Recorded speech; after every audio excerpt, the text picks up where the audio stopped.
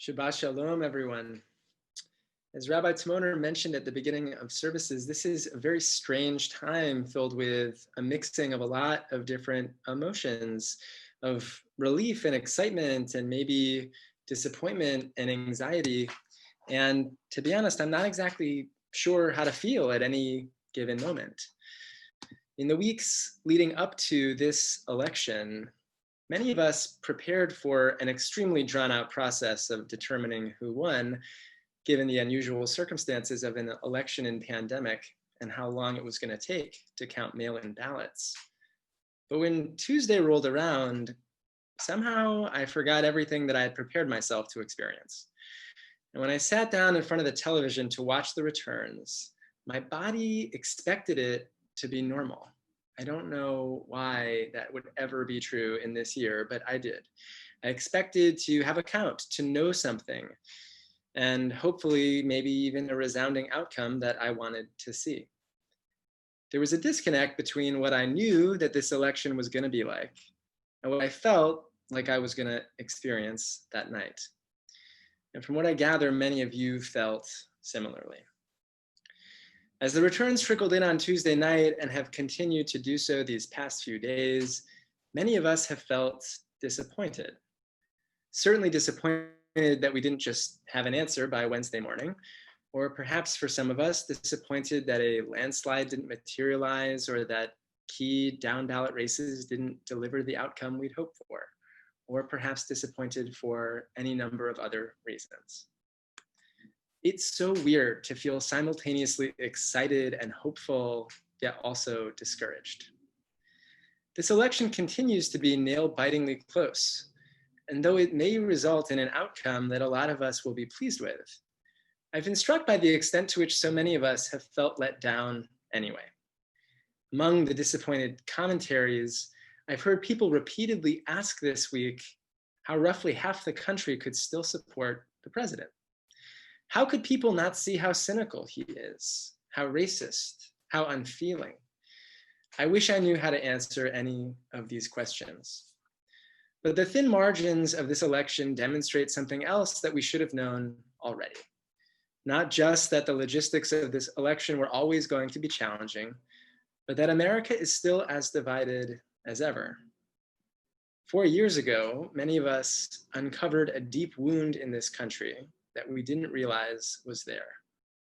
Plenty of people were already acutely aware of it even before then. People of color, especially, and marginalized groups of all kinds knew before so many of us just how broken our society really is. Those of us who had the privilege not to see that wound previously had our eyes opened over the last few years. And many of us saw that wound even closer up this summer as we engaged in a national reckoning around race. And though we know that it's going to take a whole lot more than an election to heal our society, I think part of our disappointment this week came from the realization that this wound remains so gaping and raw. At the beginning of this week's Torah portion, we read of Abraham nursing a wound of his own.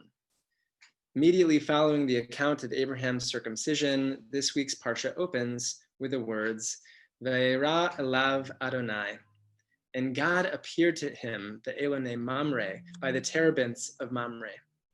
Behu Yoshev Petach HaOhel, and he was sitting at the entrance of the tent, Kechom Hayom, as the day grew hot. There he was, couched down in the pain of his wound and the heat of the day and waiting to recover. And it's in that moment that God appears to him. Vayisa einav vayar. He looked up and he saw.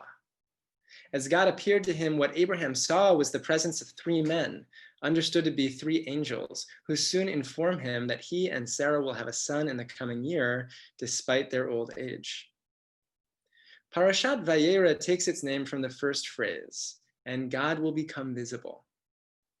Appropriately, the language of seeing appears throughout this parsha in multiple places, typically linked with some kind of redemptive possibility. Abraham seeing the men who foretell of Sarah's upcoming pregnancy is one example. Later, when Hagar weeps on account of her son Ishmael on the verge of death in the desert, she opens her eyes and sees a well of water that will sustain him.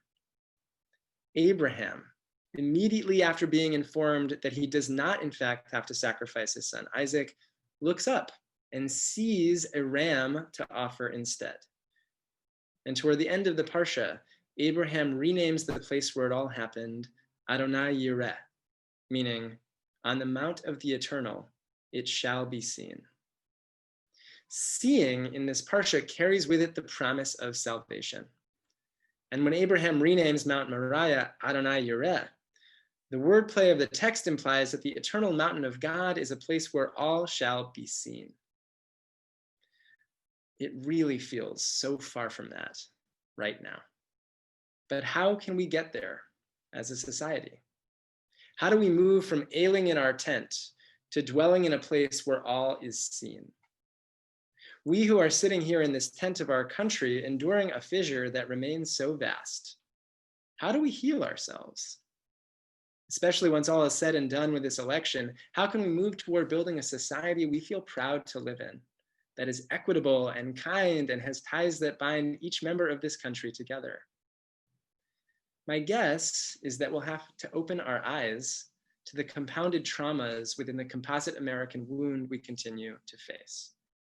If all is to be seen, all of us have to choose to see. In a place where all shall be seen, the oppression of Black and brown people is visible. The value of human life is manifest.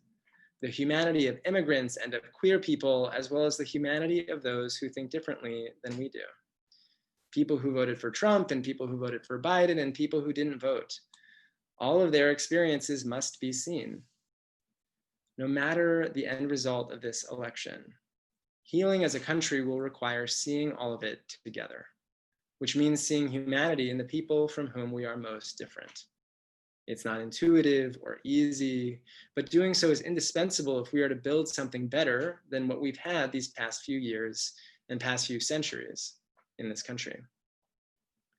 To be clear, seeing the other side does not mean agreeing that all views are equally valid. It doesn't mean assenting to things that we know are wrong. It's just a baseline for public discourse that allows us to live together and, hopefully, to move forward together in a way that is honest and just. Shalom, shlemut, wholeness, that's where we want to go. But in Pirkei Avot, we read the words that the world stands on truth, justice, and peace. Peace is one of those three necessary values. And as Sharon Brous taught earlier this week, peace flows from justice, which has truth at its core. In other words, peace without truth and justice is not really peace at all. Our deep American wound is the result of centuries of dishonesty, injustice, and violence. To heal it, we will continue to pursue truth and call out lies. We will continue to pursue justice. And as we do so, we must also attempt to pursue peace, the kind of healing that emerges from really seeing each other as human and worth living alongside one another. Our sages understood the moment when God appeared to Abraham in his tent as the first example in our tradition of Bikur Cholim, of visiting the sick. The Talmud suggests that all of us should emulate God in this moment, visiting the people to whom we are connected when they are in pain. It's a curious thing. Visiting someone who is ailing doesn't actually heal them, but the presence of another human being can lessen their suffering. Simply seeing them is a way of keeping them human and preventing them from sinking into despair. And that, our tradition says, is a necessary part of the healing process. Tonight, as we look ahead at a time that is post-election, our minds turn to what healing could look like for America. It will require pursuing truth and justice, and it will require seeing each other. All will be seen if we can see each other. Shabbat Shalom.